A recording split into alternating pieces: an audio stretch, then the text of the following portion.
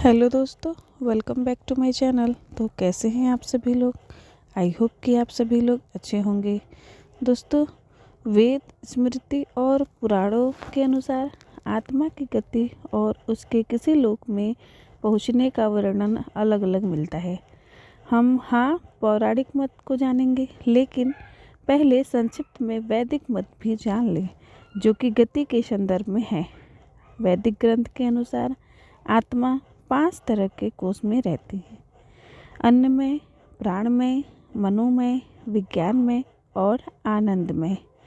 इन्हीं कोषों में रहकर आत्मा जब शरीर है तो मुख्य तौर पर उसकी 3 तरह की गतियाँ होती है।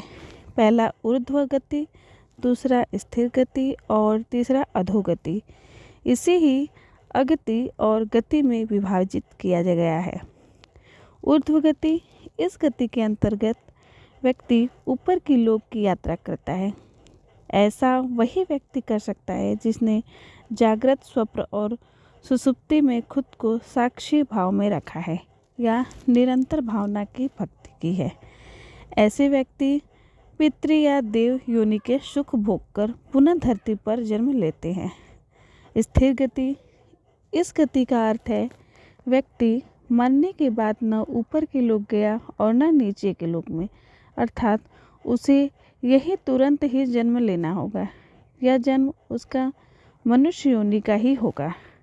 अधोगति, जिस व्यक्ति ने किसी भी प्रकार का पाप करके या नशा करके अपनी चेतना या होश के स्तर को नीचे गिरा लिया है, वह नीचे के लोकों की यात्रा करता है। रेंगने वाले, कीड़े मकोड़े या गहरे जल में रहने वाले जीव जंतु अधोगति का ही परिणाम है। आइए अब जानते हैं पौराणिक मान्यता।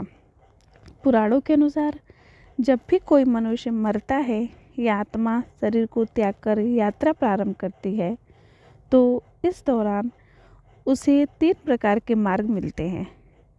उस आत्मा को किस मार्ग पर चलाया जाएगा, यह केवल उसके कर्मों पर निर्भर करता है। ये 3 मार्ग है: अर्ची मार्ग, धूम मार्ग और उत्पत्ति विनाश मार्ग। अर्ची मार्ग ब्रह्मालोक और देवलोक की यात्रा के लिए होता है। वही धूम मार्ग पितृलोक की यात्रा पर ले जाते हैं और उत्पत्ति विनाश मार्ग नरक की यात्रा के लिए है। हालांकि सभी मार्ग से की गई आत्माओं को कुछ काल भिन्न भिन्न लोक में रहने के बाद पुनः मृत्यु लोक में आना पड़ता है। अधिकतर आत्माओं को यही जन्म लेना है और यही मरकर पूरा जन्म लेना होता है।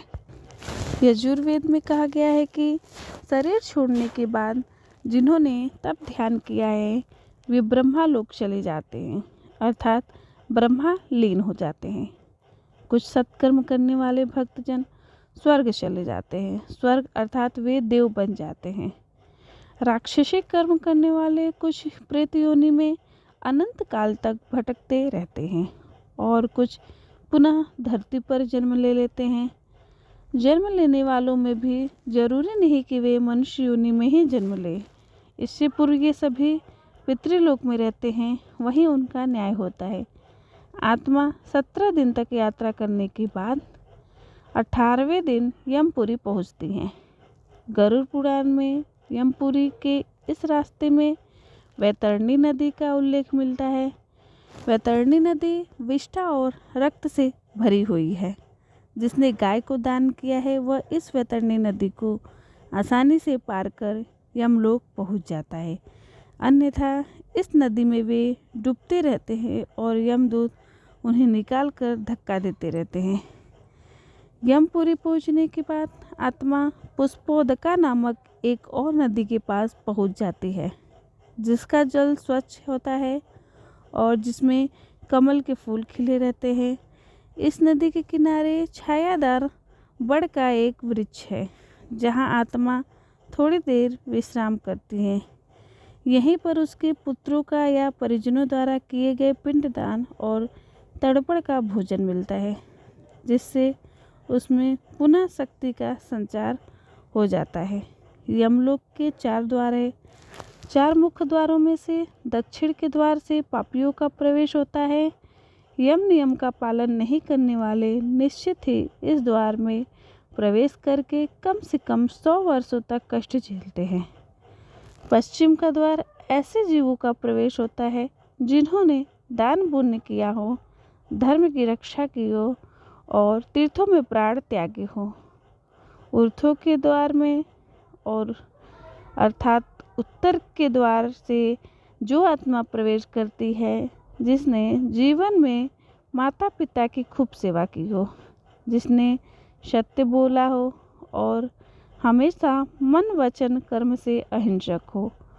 पूर्व के द्वार से उस आत्मा का प्रवेश होता है जो योगी, ऋषि, सिद्धि और सुबुद्ध है।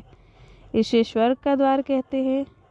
इस द्वार में प्रवेश करते ही आत्मा का गंधर्व देव अप्सराएं स्वागत करती है। माना ऐसा जाता है कि जब कोई व्यक्ति मरता है तो सबसे पहले वह गहरी नींद की हालत में ऊपर उठने लगता है। जब आंखें खुलती है तो वह स्वयं की स्थिति को समझ नहीं पाता है। कुछ जो होशवान हैं वे समझ जाते हैं। मरने के 12 दिन के बाद यमलोक के लिए उसकी यात्रा शुरू होती है। वह हवा में स्वतः ही उठता जाता है। जहाँ रुकावट होती है वहीं उसे यमदूत नजर आते हैं जो उसे ऊपर की ओर गमन कराते हैं। आत्माओं के मरने की दिशा उसके कर्म और मरने की तिथि के अनुसार तय होती है। जैसे कृष्ण पक्ष में देह छोड़ दी है तो उस काल में दक्षिण और उसके पास के द्वार खुले होते हैं, लेकिन यदि शुक्ल में देखी छोड़ी हो तो उत्तर और उसके आसपास के द्वार खुले होते। लेकिन तब कोई नियम काम नहीं करता जबकि व्यक्ति पाप से भरा हो। शुक्ल में मरकर भी वह दक्षिण दिशा में गमन करता है। इसके अलावा उत्तरायण और दक्षिणायन सबसे ज़्यादा महत्व होता है। उत्तरायण में मरने वाले 4 द्वारों, 7 तोरणों तथा पुष्पोदका, वैवस्वती आदि सुरमय नदियों से पूर्ण अपनी पुरी में पूर्व, पश्चिम तथा उत्तर के द्वार से प्रविष्ट होने वाले पुण्यात्मा को भगवान विष्णु के दर्शन होते हैं, जो शंख, चक्र, गदा, पद्माधारी चतुर्भुज नीलाभ रूप में अपने महाप्रसाद में रत्नासन पर दर्शन देते हैं। ऐसी शुभ आत्मा स्वर्ग का अनुभव करती है और उसे शांति व स्थिरता मिलती है। स्वर्ग में रहने के बाद वह किसी अच्छे समय में पुनः अच्छे कुल और स्थान में जन्म लेती हैं। दक्षिणायन में मरने वाले जो लोग पापी और अधर्मी हैं, जिन्होंने जीवन भर शराब, मांस और स्त्री गमन के अलावा कुछ नहीं किया, जिन्होंने धर्म का अपमान किया और जिन्होंने कभी भी धर्म के लिए पुण्य का कोई कार्य नहीं किया, वे मरने के बाद स्वतः ही दक्षिण दिशा की ओर खींच लिए जाते हैं। ऐसे पापियों को सबसे पहले तप्त लौह द्वार तथा पुण्य शोणित एवं क्रूर पशुओं द्वारा पूर्व वैतरणी नदी पार करना होता है।